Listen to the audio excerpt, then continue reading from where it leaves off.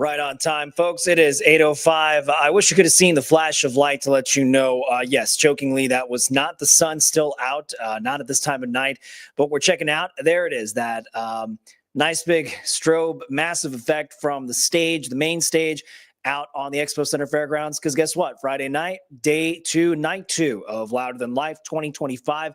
This is our viewpoint from our SkyTrack camera network from South Louisville. Again, sorry, folks, no microphone to pick up the sound from the acts tonight, if that's what you were hoping for. But the show's still looking pretty fun for the crowd gathered out there. That's what we're going to start with tonight here in the Wave Now studio for tonight's edition of Wave News Extra. Always appreciate you joining us as we sort of recap the big stories of the day, things we're likely going to discuss, and try to find some new information for you tonight on Wave News at 11 for the night crowd still sticking around.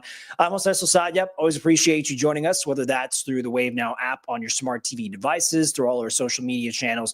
This is what we're doing every Monday through Friday, an opportunity just to connect through this channel, this medium, to go over some of the big stories we're discussing throughout the day.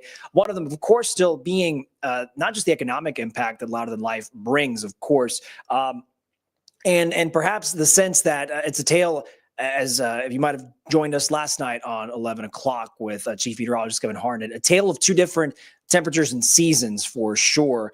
If you thought yesterday was busy, tonight, Friday night, certainly feels like the start of the weekend in earnest. Nothing but these packed crowds that actually I'm going to bring back to show you just how busy it's looking. The spinning rides from the attractions at Kentucky Kingdom, certainly evidence of just how popular the festival's grown and grown. Avenged Sevenfold, Sleep Token headlining the shows tonight. A reminder, this is going to continue through Sunday with Deftones and Bring Me the Horizon, both still scheduled to perform. Want to show you a little bit of a taste, though, of the heat we were discussing a little earlier this afternoon. These are amazing if you can get to them, because usually there's a line of people. Yesterday was bad because we didn't go by fans. We were just in the sun baking, but this is nice. So a little bit of the taste of with the temperatures as they've been for folks coming in, tens of thousands of people being there for hours already, and what was kind of already feeling like blazing heat. Here's evidence of the fans blowing at the festival grounds. Some changes made, though, to try to keep people cool and hydrated. No simple task, though, when you've got so many people dressed perhaps in some heavier gear, heavier attire, and keeping with, the genre of music they like. We did stop by again. These are just one of the cooling stations added to the grounds that our crews were able to see. Stand in front, feel the cool mist blowing. Feels great to have against your skin standing in the sun. And refilling stations for people who can bring water bottles. The spots have been very important when you're sweating profusely out there watching performers. Water not going for granted as far as the fountain's concerned there. And after Thursday's heat in particular, festival managers talked to us about fans' perhaps concerns about staying hydrated, so they wanted to add more of these stations. And see if I can show you a little bit of the mayhem, not the mayhem, just the general commotion of folks moving in and around these lines. So here's the sound from festival managers. We do have 4 now free water misting stations. Also, if you're riding the rails up there, we're giving out free water to anyone who's up front. And then with Kentucky Kingdom, there is additional shade and free water and interior restrooms in there as well. So now look here inside Broadbent Arena. It's a big air-conditioned room, open today for fans to cool off as they're standing in what's pretty much a long line. You're not going to escape that to buy the merchandise. If that's what you're looking to take some swag from this year's festival. The AC feeling great. At the time of day, a lot of fans have been waiting for as far as the action to really start picking up with the bands. So this was around, early mid-afternoon for our crews being out there checking in with these music fans. Top name acts, of course, now taking the stage when it's much cooler at night and is starting to cool off for sure as the sun goes down. So that's just one element of the things we wanted to check on out on the Expo Center Fairgrounds. But parking already full there. Music fans being encouraged to catch a shuttle to come to Louder Than Life. And there's a partnership between Tarkin Park to help fans get there. We rode with some of them today. For $15, parking downtown at the park garage at 115 West Jefferson. This is a round-trip service Tark is providing to and from the fairgrounds. At last check, LMPD tells us parking at the fairgrounds hit max capacity. This was already by 5 and 6 o'clock this afternoon. So on the bus rides, we talked to a pair of friends who came into town, into Louisville for Louder Than Life. They say they've been using the shuttle bus not just today, but they used it on Thursday, and it's been so far fairly easy to use, and they're glad that they do have access to it. I don't know why more people aren't doing this. Like, I hate parking at festival parking because, like, it's like a mile away. You're dead tired from being in a festival all day. This was what, a 15-minute walk to the stop? If that is 10 minutes. We got here and we were in our hotel within 15 minutes. Yeah. Now, a spokesperson with TARC tells Wave News the program is saving the fairgrounds themselves more than 7 acres of parking, so that's space that otherwise would have been taken up. As for the last rides, taking people for the shows to start. So we learned for Friday's round, it was leaving their stop at 6 p.m., but the buses are going to start returning people from the fairgrounds to downtown Louisville after that. We'll certainly be interested to see how the flow works out for the 2 remaining days in this weekend for Saturday and Sunday, and something definitely interesting to see there.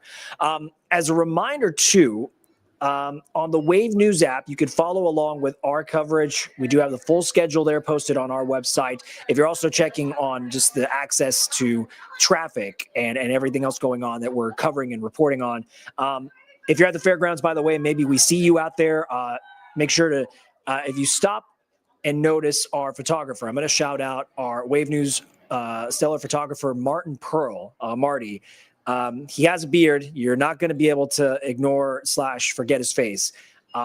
Take pictures, send them. You can send them to us. We're going to upload festival and fan photos from Louder Than Life as it continues in the weekend. Just make sure, though, you download the Wave News app. Stay tuned on air for when we're able to share those, as well as right here on the Wave News Extra and Wave Now platform. Certainly another way to showcase the fun that you are all having and the impact, obviously, as this festival is just growing and growing and now having the space to host acts like we were talking about, Avenged Sevenfold, Sleep Token, headliners tonight. Still got plenty of other acts to come up through Saturday and Sunday.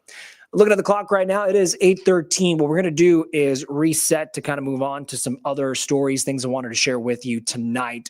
Coming up after this break is actually that preview for football fans. Of course, the TDFN crew out there right now in the middle of their game coverage for all the high school action we're going to share with you tonight on Wave News at 11, but also some interesting previews, not just for Cardinal football for U of L, but an interesting game for Hoosier football and trying to state their case against a pretty highly ranked Illinois team coming off an Indiana State game where it's good practice for the offense, but not a meaningfully competitive game.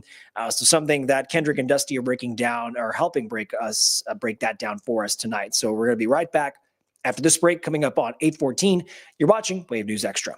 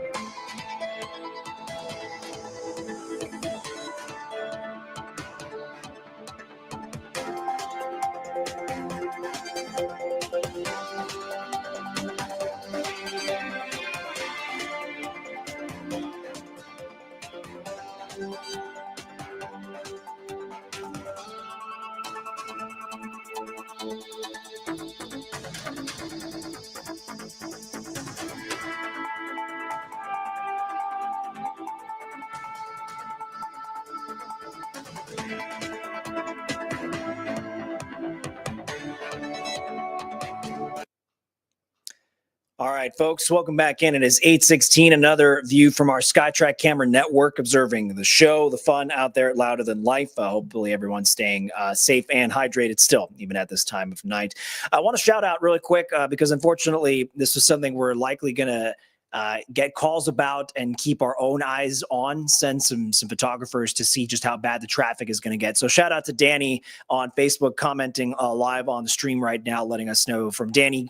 He writes, traffic is a mess, that he honked his horn at people that were in the street and they told him to get a life, per Danny. So yeah, just perhaps the frustration of I'm not going to call it necessarily, unstoppable force meets an immovable object. Just worth repeating, folks. As for drivers, I understand the frustration is there. Seeing if you can find detours, but unfortunately, there's just some ways you have to go to get home or where you need to. And for the folks trying to stay as much as they can, off the roads themselves. So just an understanding of being patient, having some grace, understanding when those awful, chaotic times, just to exit and try to make your way out of the fairgrounds, whether that's going to be on the shuttles or your own car. Just understanding it's going to move much slower than we're all probably used to. So just being mindful, patient, proactive if you can, because it's going to be this way, not just for tonight, Friday, Saturday, and Sunday. So just, understanding spaces on the road for sure, for drivers and for the pedestrians and the folks walking in and out, trying to get to where they need to go, wherever that is, once tonight's night 2 of Louder Than Life is officially done. So moving on from that, and we are going to show you some different glimpses of the camera as the night goes on, but it is hard to believe for football fans, it's already week five of Touchdown Friday night. Our crew, of course, at the game of the week is going to feature, as our sports director, Kendrick Haskins, put it, it's his favorite, or it's actually his alma mater. Shout out to a lot of our Wave News staff, of course, a lot of locals born and raised, but this is the game. Male versus Trinity tonight. A lot of eyes, a lot of attention, excitement build up for both the programs. Not only a matchup of two 6A powers, it's finally the home opener for the Bulldogs. They're debuting their new turf field at this point in the season. Our Dusty Baker spent some time getting to talk to both the teams as we're preparing for the matchup. And since they're in the thick of it, it's hard to get those actual score updates on my end, but rest assured, we're going to have the highlights coming up tonight on Touchdown Friday night. A battle of two Kentucky superpowers, though, going head-to-head this evening at Mayo. The matchup on brand new turf, a project that was finally fully finished this week as the Bulldogs have their home opener. Let's bring out some highlight tape of the video we've got. Love the athleticism. Always do. So hosting a Trinity team that's as dangerous as it gets, though. The Rocks heading into this matchup with a 3-1 record, a lot of experience against tough teams outside the Louisville region. This past week, in fact, Trinity was able to shake off that 3-point loss to Cincinnati Moeller with a win over Indiana's Carmel. And now the Rocks are taking dead aim at a male team still trying to figure out its own identity, coming off a loss to St. X, a Trinity rival in their own right. For Trinity, the key this year, as Dusty and Kendrick letting us know, the same has been true, doing it for the last couple of years, leading to state titles, letting junior quarterback Zane Johnson control the offense, running back Jamarian Berry grind it out on the ground game. Head coach Jay Cobb saying that his team does still have a challenge ahead of them tonight. They do a good job over there. They have really good talent. Speed is going to be indicative of really the best teams on our schedule. So we know we're going to see a football team that can run. What that means to you defensively is you can't have mistakes. If you're in a wrong place, if you're not doing the right things, you can get burned for a big one. And they live on the big play. So coach understanding the dangers that are involved there. And as far as hosting the reigning back-to-back champs, the Trinity Shamrocks, Male not only applying this as a challenge, but just trying to figure out what their identity is after falling in that blowout loss 38-7 to St. X. Male having that additional week to prepare for a game of this magnitude. So bye week, registering a 2-1 overall record. It's early in the year, but tonight, again, dealing with a Trinity team that doesn't make many mistakes. So head coach Chris Wolf saying his team needs to execute knowing Trinity is dangerous in its own right. They're back-to-back state champs and a lot of returning players from that. They play a tough schedule, so they had Carmel and Moeller. So it's just going to be a big challenge, but it's something that we do here. Like we've played them every year that I've been here, and a non-district game early on, and we've had some success, but right now they're as good as they've ever been. Certainly sounds like mutual respect for both the squads that the coaches have. Last year, reminder of that eventual final score, Trinity edging out Male for the win, 24-21. So the Rocks, in their mind, trying to start a winning streak against Male. Preview has been the case for the big game throughout the afternoon. Certainly probably the first game. We're going to let you all know about that recap with Kendrick and Dusty tonight at 11 and give or take 11:15. So make sure you tune in for that. Let's bring it back in the studio. Let's talk some college football real quick. After a bye week, U of L back in action hosting Bowling Green, and they have some NFL coaching pedigree to kind of get them in the right track. You might be familiar with running back Eddie George. That is who they're learning their offense from. Now, in their last game against James Madison, U of L's offense struggled as the Cards trailed for most of the game. But in the end, it's about understanding when that clock hits double zeros. But hitting some big plays in the second half to pull it out, and coming into the week, you see the explosion, not just from Isaac Brown, but from the stadium, the fans going absolutely nuts. Head coach Jeff Brom, though, wants to see his team play well on both sides of the ball. And not turn the ball over. So that's kind of the recipe, is getting turnovers and not giving up big plays and trying to protect the ball, run the ball, and hit a few shots off of it. So they'll definitely be prepared and ready to go for us. It's explosive game-breaking plays right there on offense. The Cards coming into this is a giant favorite, though. If you're looking at the lines from DraftKings, a 25.5-point favorite. U of L has covered in both their games so far this season. It would be interesting to see how much more they could achieve that as far as the expectation from the odds makers on their offensive output and the defense holding up their end of the bargain.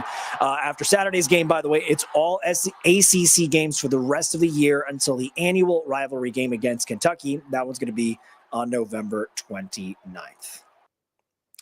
And so I'll bring us back here, setting up some more video, because not to ignore our Hoosier fans on the other side of the river for Indiana football, and a lot of expectations to build on what was a pretty successful season last year. So Saturday night, as a reminder, to have your TVs ready if that's certainly the game you want to watch, right here on Wave 3 and NBC. The number 19 Hoosiers, this is their toughest opponent yet in the season. Number 9 Illinois in a Big Ten opener for both schools. And we'll bring some of those highlight reels up. For IU head coach Kirk Cignetti, both teams coming into this game undefeated, having great seasons so far. But Cignetti says he's looking at the Illini, and for him, it's almost like looking in the mirror. They know what it takes. You know, the success they had last year. Return a good nucleus of guys, added some new ones, very much kind of like us. All right, I'll bring it back here into the studio. Quick stat of the night for you when it comes to this Indiana-Illinois matchup. Saturday's game is going to be the first time IU and Illinois have met when both teams were ranked in the top 25, or even just generally ranked.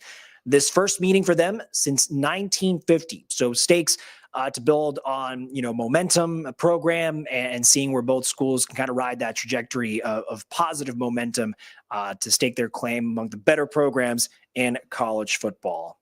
Here we are coming up at 8:25. Here we are. Just another check-in on the music, the fun, dancing. Can't see the mosh pits from here, but certainly I wish we could point them out in the crowd there. But the light show also a given from the grounds there for Louder Than Life, night 2 of 2025. Again, shout out to Danny. Hopefully the traffic, at least for the time being, until it's time for everybody to go home, that things have maybe sort of mildly cleared up. We shall find out. We're going to take a quick break to reset, go over some more stories from today, breaking stories, in fact, and looking at a decision in a courtroom down in Nelson County. So stick with us. We're going to be right back with much more of tonight's edition of Wave News Extra.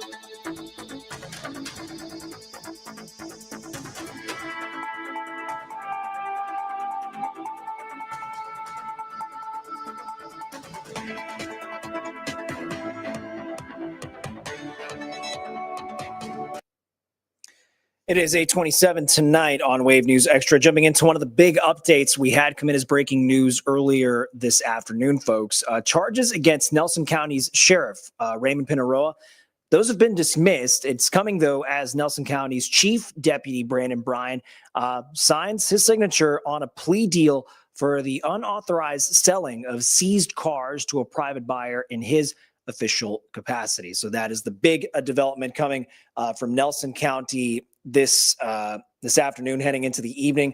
The case wrapped up today as Bryan pleaded guilty to 2 of 8 charges he faced in connection to this case. All charges, though, against Sheriff Pinaroa dismissed. Chief Deputy Bryan, the main person accused by prosecutors in the sale, whereas Sheriff Pinaroa was accused of being complicit.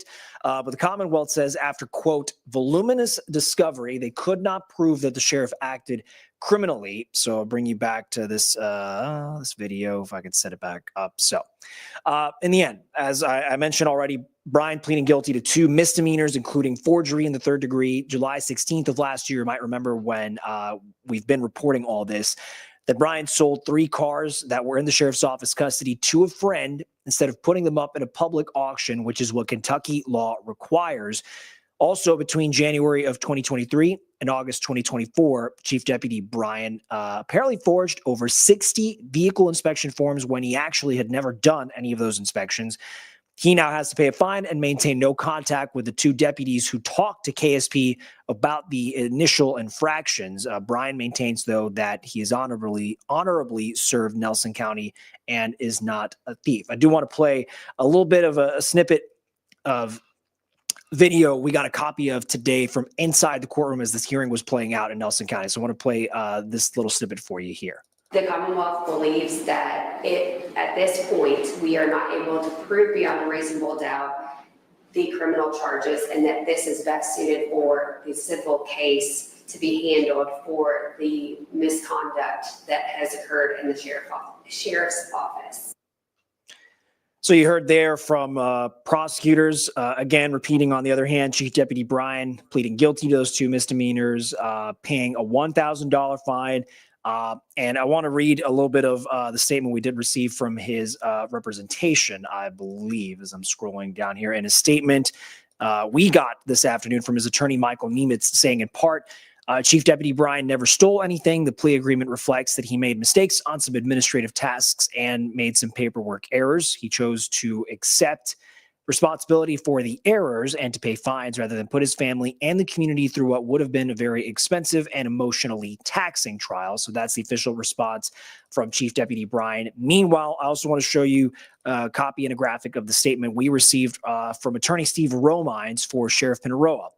And Romines emphasizing his client did nothing wrong and that they could prove that, saying that, quote, I'm thankful that after we provide additional evidence, reciprocal discovery, and expert disclosures, that the Commonwealth recognized that and has dismissed the case.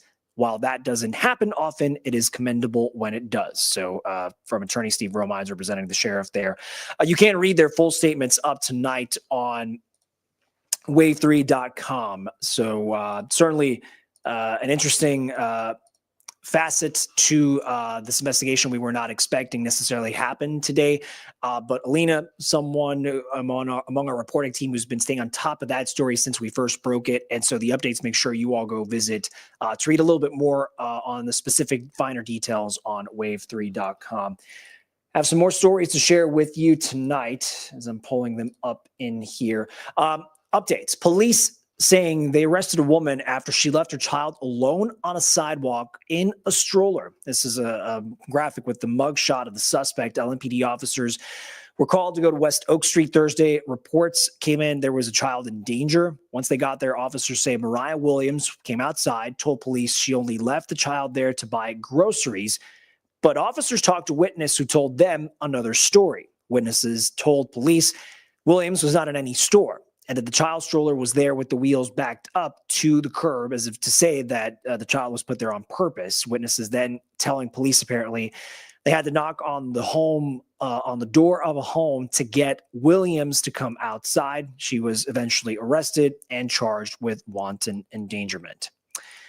Bringing you up to some other updates, and file this under the bizarre stories case if you ever were to see this happening. A man in Indiana was arrested. He's accused of driving a tractor while he was under the influence. Indiana State Police letting us know this happened around 9:30 last night in Pike County. A trooper stopped 40-year-old Joshua Brames while he was driving the tractor on 4th Street in Petersburg.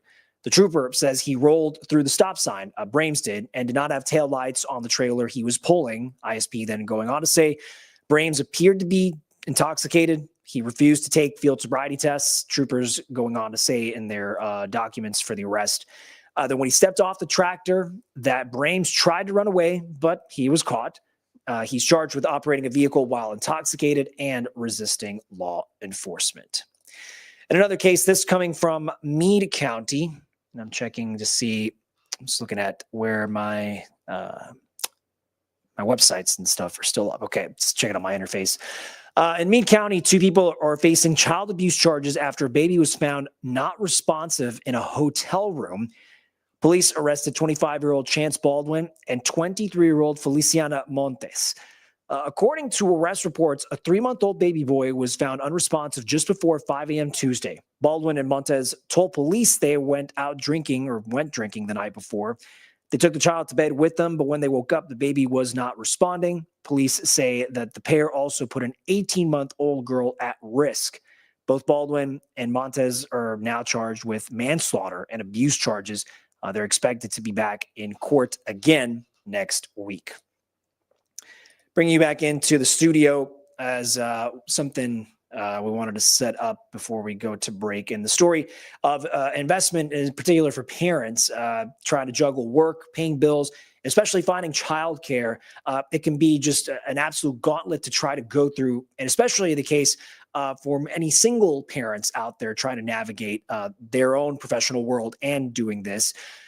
In places like Jefferson County, we have looked into reports from nonprofits, advocate groups, just pointing out in their language, or at least in what they're finding, that on top of perhaps lack of access to food or other kinds of medical care facilities, there's also apparently a child care desert. There are more kids than there are available spots for those daycares or centers that could take those kids in while parents are working. So with the opening of Academy this October, it might help be a game changer for a lot of these single parents. Wave News reporter Marissa Burke explains how that could make that difference.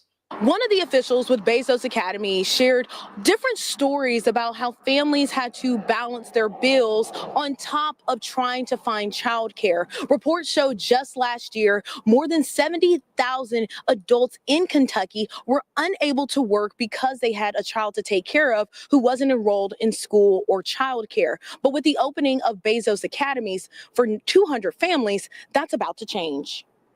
Starting this October, Bezos Academy will welcome 200 children ranging from 3 to 5 years old. The 3 schools are Montessori-inspired and located in the Fairdale, Okolona, and Russell neighborhoods. The president of Bezos Academy says another one will be built in Kentucky next year. These schools are free for families who meet the criteria. Families can make up to 400% above the poverty line, and children must be 3 years old when they start school. Enrollment is closed for this school year. Applications open next spring. The curriculum or learning style at Bezos Academy is different than what people may expect. What is inspiring the child? So we are following the child. We have guides instead of teachers. So the teacher isn't up in front of the classroom teaching the children. It is really child-led. So they are finding their own work. We are helping guide them through the lessons. We use real glass in the classrooms. They do flower arranging, so they cut their own flowers and put them in glass vases, because we know that children are responsible, and I don't think that we give children enough credit. 79 out of Kentucky's 120 counties are considered child care deserts, meaning there are more kids than available child care spots. Jefferson County falls into this category, which is one of many reasons why they chose Louisville. Lieutenant Governor Jacqueline Coleman believes on a larger scale, opening more preschools like this will help change the trajectory of children's lives, in addition to helping the workforce and increasing the money families are able to take home. Marissa Burke, Wave News. One of the officials. All right, it is 8:37. Our thanks to Marissa Burke for leaving us that report. Of course, she's well off the clock after a hard day's work, well as a lot of our team. You're catching right now this view from our SkyTrack camera, a little bit of a lull in the show. Not too many flashing lights, so we may just be seeing that transition to the next big act taking the stage at Louder Than Life. Pulling up the schedule. I'll do that after the break. And as we're doing that, we're going to reset to bring you the round of the last stories we want to share with you tonight. Always appreciate you sticking around on the feed for Facebook, YouTube, Twitch, and X, and on the Wave Now app for sure. Like I said, take a quick commercial break to reset and be right back with much more of tonight's Wave News Extra.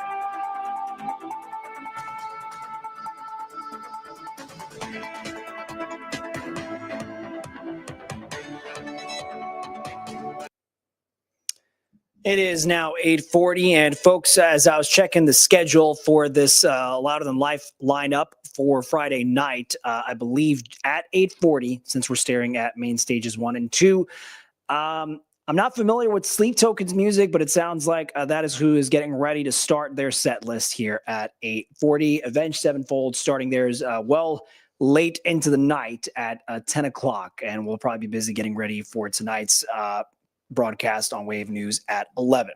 Okay, so the roundup of the last stories I want to share with you tonight, and always appreciate you joining us on Wave News Extra. We're talking data breach notices often leave out plenty of critical details in the initial notification, because you might want to ask why this happened and what is it that was compromised. Researchers at the Identity Theft Resource Center wanted to look into this, and in tonight's Watching Your Wallet, so for consumer stories, investigator Chris Jackman talked to the research center's president about what is missing, why this matters to consumers and businesses when you are notified that something could have happened to your own data. James Lee, president of the Identity Theft Resource Center, says his team has noticed a troubling trend. Data breach notices nationwide often lack specific information about how the attack happened. More than 2/3 of data breach notices don't tell us what happened. An ITRC report shows that 69% of notices did not include an attack vector or an explanation as to how an attacker gained access to a network or system. Lee says this lack of transparency makes it harder for people and organizations to defend themselves against future attacks. All of this information taken together tells us that there are far more data breaches than we know about. There are far more people being impacted than we know about. And we're not getting the information we need to protect ourselves, and companies aren't getting the information they need to be able to protect our data on our behalf. That's deeply disturbing that many people don't issue those notifications. Where's the accountability? When we're talking about data breaches and data breach notices, those are creatures of state law. Every one of them has a different law with a different trigger and a different definition of what is required to issue a data breach notice. But for the most part, we don't have a system today that protects our privacy, because we don't have a privacy law at the national level, and we don't have workable data breach laws at the state level. Lee says the country needs stronger laws to reduce breaches and require companies to be more transparent when they happen. We need a national privacy law. We need a better data breach notification law, and we need organizations to view that as it's their duty. It's not just something that they do as a side part of running their business. If you run a business, Lee says, train your employees to spot phishing attempts, have a response plan ready before a breach hits, and never think you're too small to be a target. No business is too small to be attacked. You have data, they want it. That's the standard. So if you have information on your employees or your customers, there's somebody out there in the world who wants that information so they can use it for ill-gotten gains. Doesn't matter if you're a mom and pop shop in a small town or a big city. Does not matter at all. So whether a data breach notice arrives with full details or not, the best defense is to stay alert, protect your personal information, and make sure your business and customers are safe. With this Watching Your Wallet, I'm Chris Jackman. And to the point of part of the conversation Chris was having with the expert there, Mr. Lee, he also recommends companies regularly do their own security assessments of third-party vendors, closely monitor their access to data, and require multi-factor authentication across all of their most sensitive systems. Want to take you through some more of tonight's stories and updates. LMPD's homicide unit, they're investigating after they found a body in the water here in Louisville. The department sharing some new details this afternoon.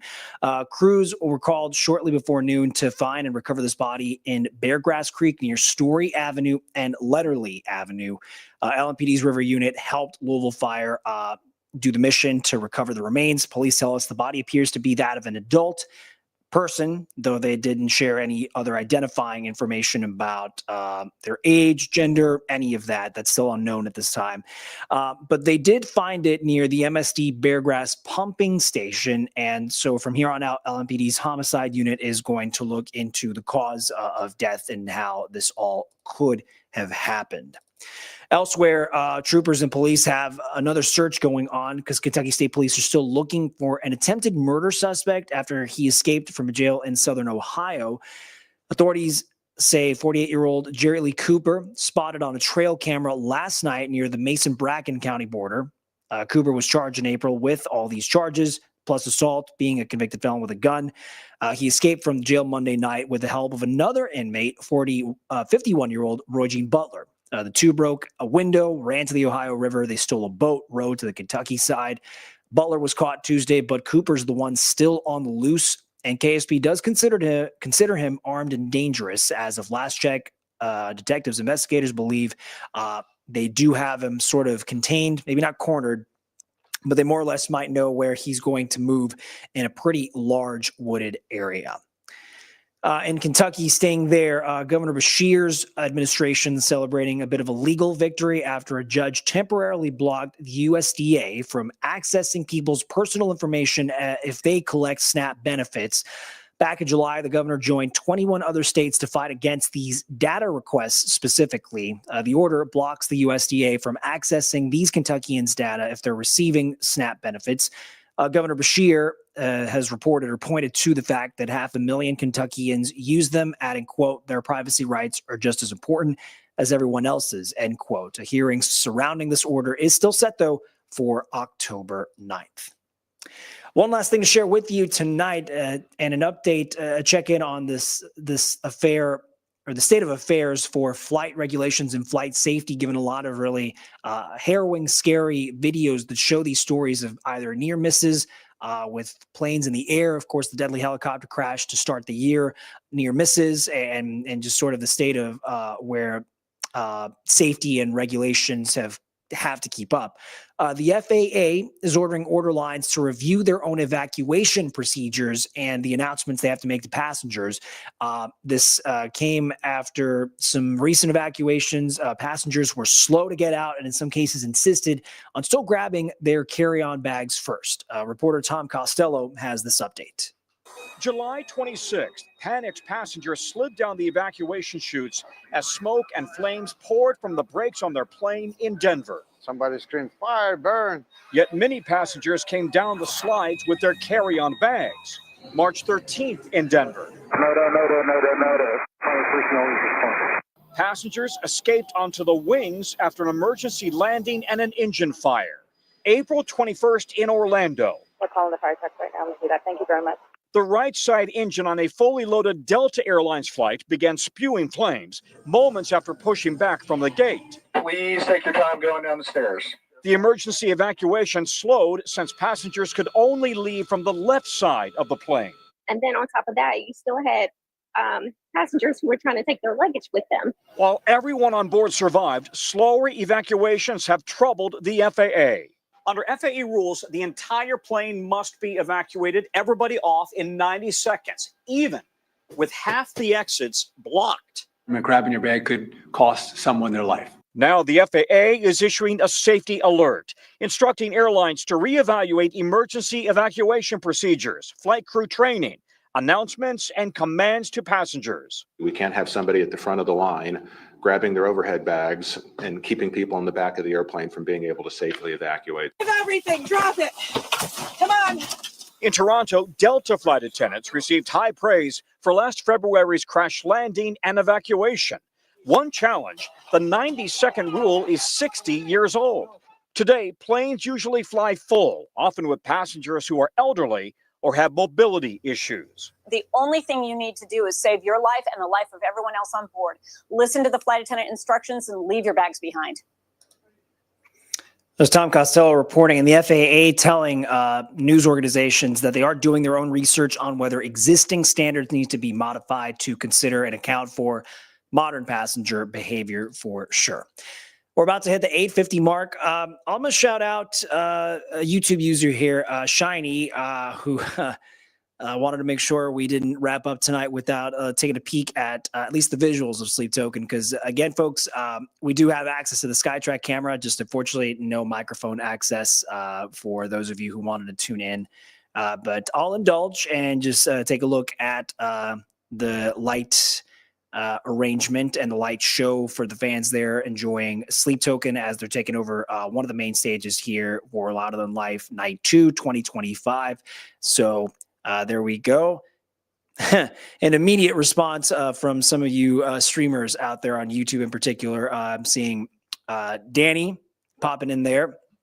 So I will say you're more than welcome, guys. I just can't stay on here because we do have to I have to prepare with the team for the shows tonight. So the stream, unfortunately, from this camera is going to end. I will say if you're interested in Avenged Sevenfold, as the night goes on, we may still see the trailing off of the end of that show, the end of the night when you tune in to join us on Wave News at 11. That's about as much as I could say. Don't imagine the show is going to still keep going by then. If I could set up, I'm going to set up a reminder for folks to visit, check out wave3.com for the headline updates, for the latest breaking news and the things going on. Of course, day 2 of Louder Than Life, just accounting for what's going to be a pretty warm weekend still and understanding what the water stations and the fans are there to help you out if you're coming earlier in the day. So a great resource to have.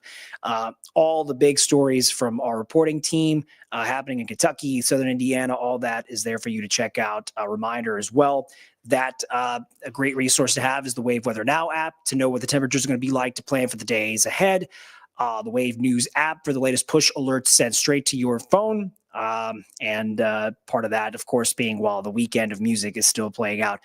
And fair warning about tomorrow for Saturday with the UL game, with Churchill Downs happening, with a Louder Than Life Night 3 happening as well. Just to understand, traffic is not going to be ideal at all. So just plan accordingly and do what you can to try to minimize what's going to be a lot of frustration and headaches out there as well.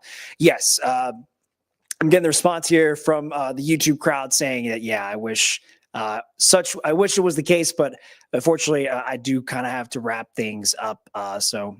Now I'm getting to meet my first Sleep Token fans, which I'm going to make a note of that for sure.